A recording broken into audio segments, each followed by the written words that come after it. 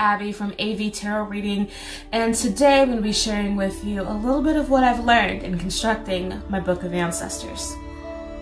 The first thing I learned in doing these readings is how intimate and how long they sometimes can take. They are deeply connected to who I am as a woman and who I am as a person, and it feels like it needs time, it needs consideration, and it needs purpose.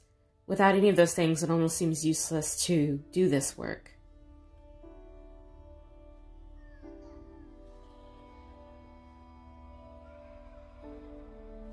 The other thing I have learned is that in talking with these ancestors, sometimes I'm not going to be able to verify this information, but I almost feel like it's not necessary because it's the connection that matters.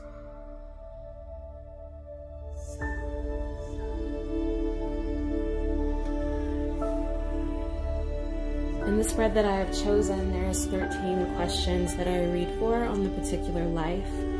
And what I have learned so far is that sometimes the ancestor hops between speaking as though they are speaking to me and then speaking as though I'm narrating a story or being told the story. So sometimes it goes back and forth. Sometimes it's clear, sometimes it's not. I feel like what's most important is to get the information as honestly as I can, to not put too much of a lens or too much of a ideal to it. So just allow the information to show up as it does, use the skill set as it comes up, and honor and acknowledge the feelings that show up at the same time. And if I have additional questions, ask them.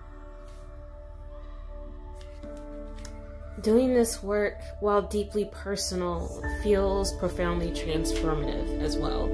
I'm going to connect with people who've never known me and whom I've never known, and deeply understand myself in a way in which I've never explored before, but also understand the people in my life in a way that I've never known before.